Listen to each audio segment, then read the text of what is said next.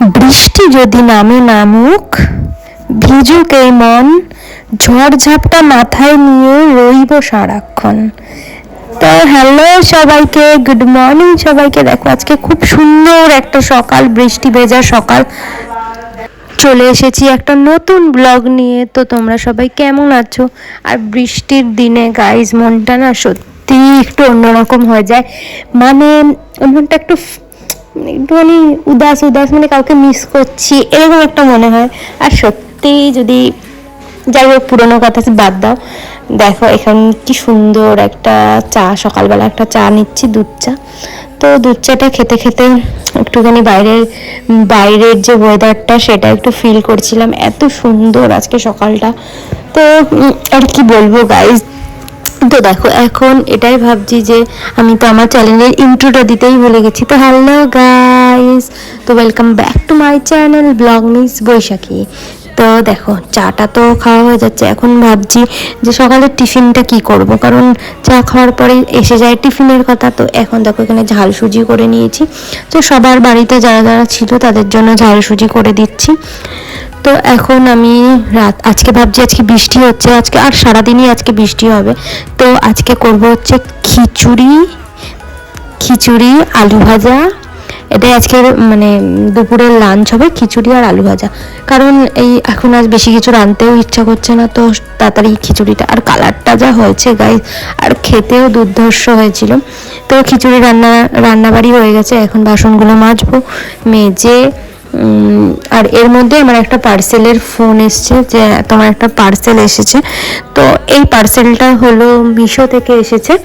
তো এখন আমি আগে স্নান করে আসি, তারপরে স্নান করে এসে তোমাদের সাথে পার্সেলটা শেয়ার করব। তো চলো আগে স্নান করে আসি। এই দেখো গাইজ, আমার স্নানও হয়ে গেছে। তো এই পার্সেলটার জন্য গাইজ আমি লিটারেলি বলছি অনেক দিন এই পার্সেলটার জন্য অপেক্ষা করছিলাম, কারণ এরকম টাইপের ড্রেস আগে আমি বিয়ের আগে পরতাম, মানে এই বডিকন ড্রেস।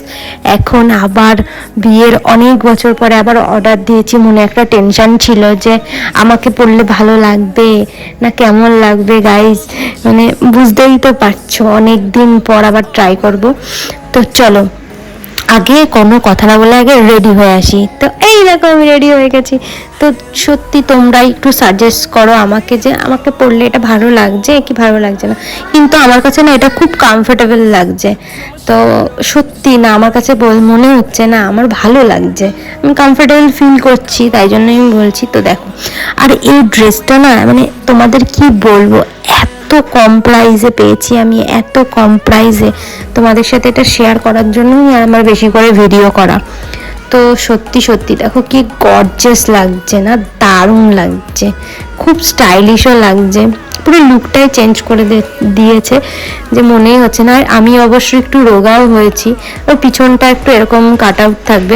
একটু ডিসাইড করো তো এটার প্রাইস কত হতে পারে, কারণ এটার একদম লো প্রাইস, একদম লো, এটাই ভাবতে পারবে না তোমরা এত কম দাম। আর এটা এখানে একটা বেল্ট হলে বেটার না, একদম মানে একটা মোটা ওই যে মোটা টাইপের যে বেল্টগুলো হয় না, সেই বেল্টগুলো যদি এখানে হতো তাহলে ড্রেসটা আরও বেশি গর্জাস লাগতো। আর আমার কাছে তো এই ড্রেসটা 100-তে 200, মানে এতটা সুন্দর ড্রেসটা।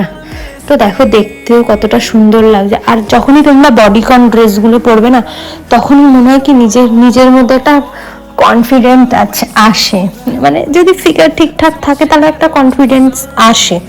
কারণ এটা মনে হচ্ছিল যে ঠিকঠাকই লাগছে আমার কাছে। আর তোমরা কিন্তু কমেন্ট করে জানিও ড্রেসটা আমাকে কেমন লাগছে, ঠিক আছে? তো এটার আমি প্রাইস বলতে চাচ্ছি যে এটার প্রাইস কত হতে পারে। তো তোমরা আগে ভালো করে দেখো যে এটার প্রাইস কত হতে পারে। তো দেখো কি সুন্দর, তোমরা আমি কাছ থেকে দেখাচ্ছি। এটার প্রাইস মাত্র 350 টাকা। কি করে হয় গাইজ, এত কম দামে এত সুন্দর সুন্দর ড্রেস মিশো কিভাবে দেয়? তো দেখো গাইজ, আমার তো খুব খুব পছন্দ হয়েছে। এটা সপ্তমীর দিন কি ষষ্ঠীর দিন তোমরা পড়তেই পারো, কোনো অসুবিধা নেই। মানে আর এখানে আমি একটু বসেও দেখছিলাম যে মানে কতটা কমফোর্টেবল আমি ফিল করি, কারণ আমি বসেও দেখেছি এখানে আমি পুরো কমফোর্টেবল ফিল করছিলাম। তো কোনো ফ্যাক্টরি না, তোমরা পারচেস করতে পারো। আর তোমরা যদি লিঙ্কটা চাও তাহলে অবশ্যই আমাকে কমেন্ট করো, আমি লিঙ্ক প্রোভাইড করে দেবো। তো দেখো আমাকে কি সুন্দর লাগছে। আর একটা কথা গাইজ, আমি জানি না ড্রেসটা কিনেছি আমার শাশুড়ি দেখলে কি করবে বা অজ্ঞান হয়ে যাবে, কিন্তু সেই রিয়াকশনটাও আমি তোমাদের সাথে শেয়ার করবো যে আমার শাশুড়ির রিয়াকশন কি হয়, কারণ এইসব ড্রেস উনি আবার পরা পছন্দ করেন না।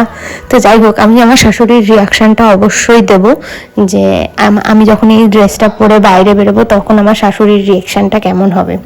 তো অবশ্যই দেবো, এটা একটা এক্সাইটিং ভিডিও হতে চলেছে, কারণ আমার শাশুড়ির রিয়াকশন দেবো, বলবো আমি এটা কিনেছি, দেখো আমাকে কেমন লাগছে।